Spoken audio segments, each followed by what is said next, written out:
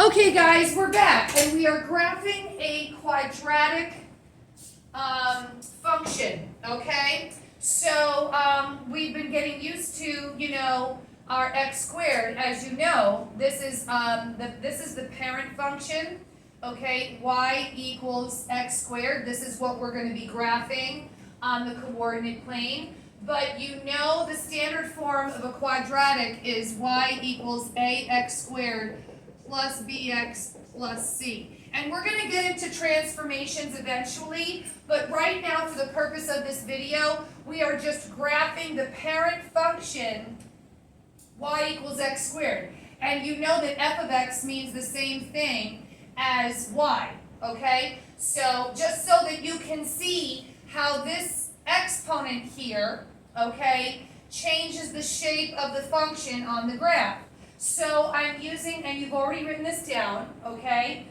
So we're using this table of values, and we're just going to use the x values that I've chosen, and we're going to do our inputs, right? Our x values are our domain, our input values, and our independent variable. So we're going to put -2, -1, 0, 1, and 2 into the function. We're going to work the function and then get our output, our y values, our dependent variable, and our result, our output. So when you take a -2 and square it, you get 4. -1 squared is 1. 0 squared is 0. 1 squared is 1. And 2 squared is 4. So when you put your x and y coordinates together, we have -2, positive 4.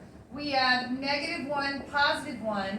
We have 0, 0. And then we have positive 1, positive 1.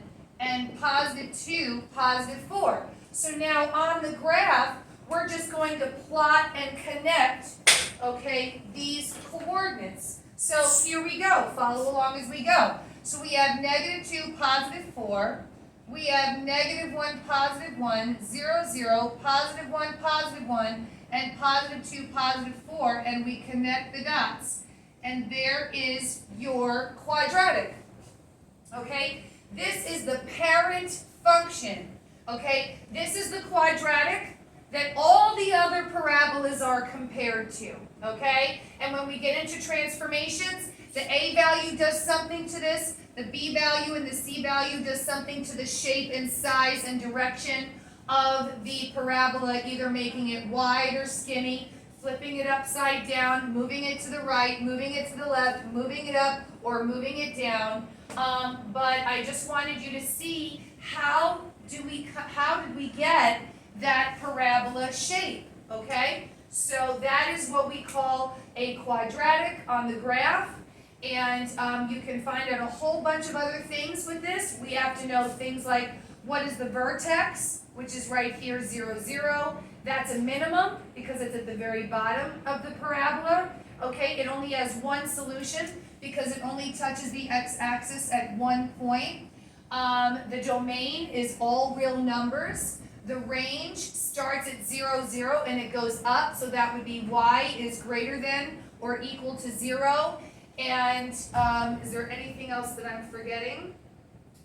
Oh, and the axis of symmetry goes right down the center, right? So our equation of our axis of symmetry is x equals 0. So we're going to discuss all of these things with graphing quadratics.